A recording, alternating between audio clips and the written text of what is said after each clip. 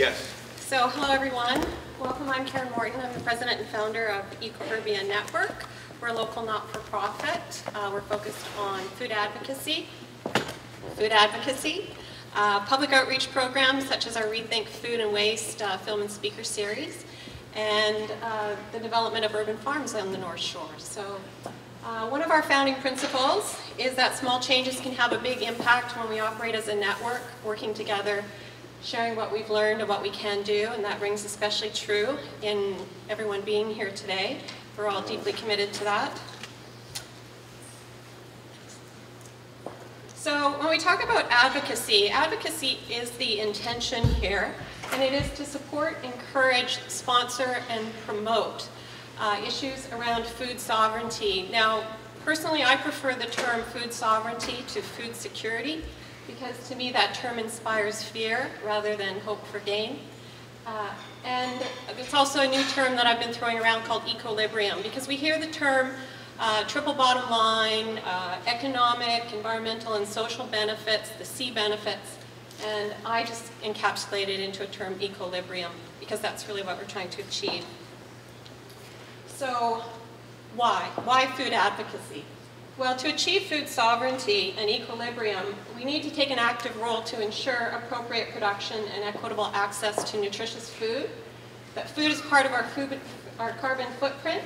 The supply and distribution system is based on the premise of cheap oil. The status quo threatens biodiversity. That there are significant public health concerns of industrialized food production. And that the food system is strongly linked to global hunger. Food prices are priced globally, but wages are paid locally. So there's an imbalance there. So the inequities can no longer hide behind what I call invisible transparency. People are aware of what is happening to our food supply, and people are getting involved every single day. So how did we get here?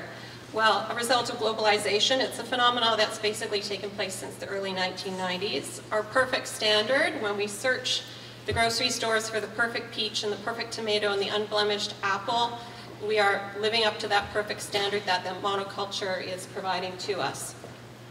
We have an insatiable demand for cheap food.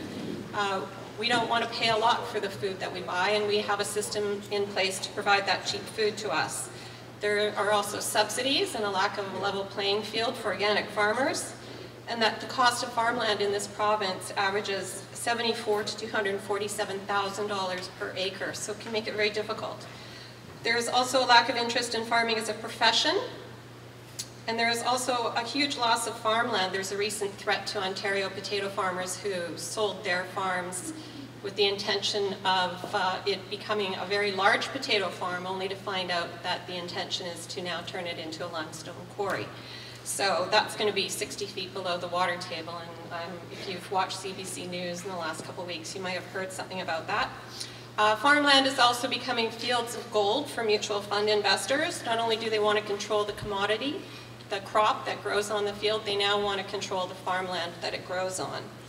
And 75% of the world farmland is used to graze livestock or grow livestock feed. So that's huge.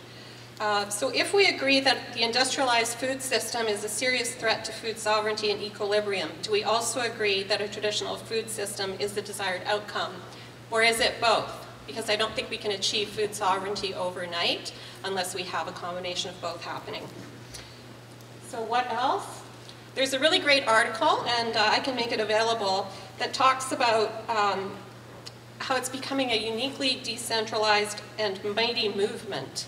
So the movement challenges the existing food system. It's increasingly organized, and networked organizations mimic natural systems now. So it's a wonderful thing that's happening. So the challenge today is really a call to action. So I'm going to give a brief overview of current activities and strategies from local to regional, identify gaps and issues, and then our challenge is to brainstorm and land on an action item, because actually there's a lot to choose from.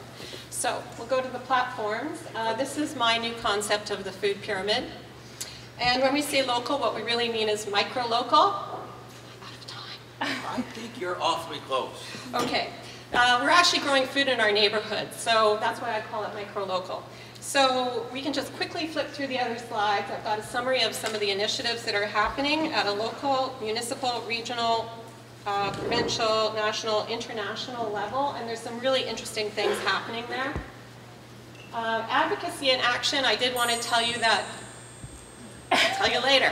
Karen, you might as well give your challenge. Go ahead.